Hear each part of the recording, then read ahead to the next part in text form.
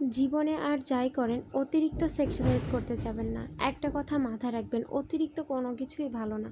কারণ আপনার ধৈর্য শক্তি যতটা মানুষকে দেখাবেন আর দিবেন, সে আপনার সঙ্গে ততটাই পেয়ে বসবে। হ্যালো গাইস, আসসালামু আলাইকুম। সবাই কেমন আছেন? আশা করি সবাই ভালো আছেন। আলহামদুলিল্লাহ, আপনাদের দোয়া এবং ভালোবাসা আমিও ভালো আছি। এই তো মুরগির মাংস রান্না করব আর রান্না করব শাক। কিন্তু এই মুরগির মাংস খাইতে খাইতে কেন জানি মুরগির মাংসের প্রতি আমার একটা অরুচি কাজ করছে, মানে খাইতেই ইচ্ছা করতেছে না। এর জন্য কি করব, তাই গরম পানি দিয়ে তারপরে মুরগিটা ভালো মতো ফুটিয়ে মুরগির পানিটা ভিতর থেকে যেটা বের হয় সেটা ফেলে দিয়ে পরিমাণ মতো তেল দিয়ে পেঁয়াজটা ভালো মতো ভেজে নিয়ে বাটা মশলা ভুনা করে রান্না করব।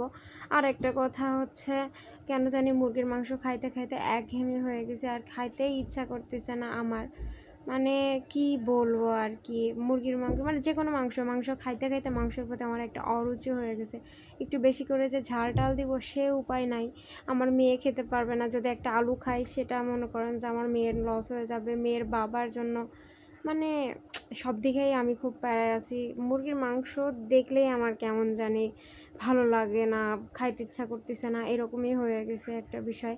যে একঘেয়েমি খাইতে খাইতে কেমন একটা বিরক্তি চলে এসেছে। যাই হোক, মশলা ভালো মতো কষিয়ে নিয়ে তারপর মুরগির মাংসটা দিয়ে দিয়েছি, দিয়ে একটু কষিয়ে নিয়ে তারপরে ছোট ছোট আলুগুলো কেটে নিয়েছি, ওইটা দিয়ে ভালো মতো আর একটু কিছুক্ষণ ধরে কষিয়ে নিব। আর ওই তো প্রথমেই বললাম, অতিরিক্ত কোনো কিছু কাউকে লোভ দেখাবেন না। যেমন আপনি স্যাক্রিফাইস করতে থাকলে আপনাকে সারা জীবন স্যাক্রিফাইস করে যেতে হবে।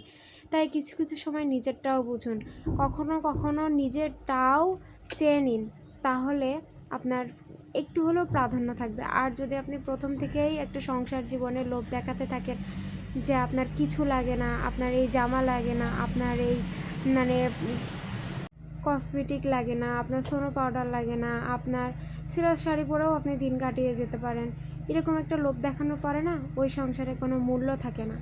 মনে করে ওর তো চলেই যাচ্ছে, ওর কিছু লাগে না, ওর অনেক কিছু আছে, ওর যা আছে তাই দিয়েই চলে যাবে। এই ভুলটা করছি কে জানেন? আমি। এই ভুলটা করার কারণে এখন আমি পস্তাচ্ছি।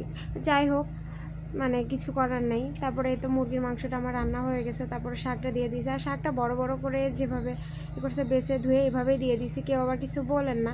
এভাবে দিয়েছি তো কি হয়েছে, কোনো সমস্যা নাই। লবণ দিয়ে কিছুক্ষণ সিদ্ধ করে নিব, পেঁয়াজ আর মরিচ দিয়ে দিয়েছি, দিয়ে ভালো মতো সিদ্ধ করে নেওয়ার পরে ছোট ছোট করে কেটে নিতে পারবো। খুন্তি দিয়ে একটু এরকম করে ঘাটা দিলে বা মানে চাপ দিলে এগুলো ছোট ছোট করে কাটা হয়ে যাবে, এর জন্য কোনো ব্যাপার না।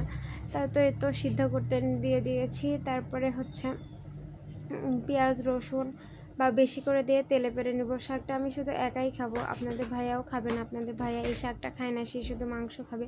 আর তাকে নিয়ে আমি একটা মানে খুবই জ্বালায় আছি, সে মাংস ভাত ছাড়া কোনো কিছুই খেতে চায় না।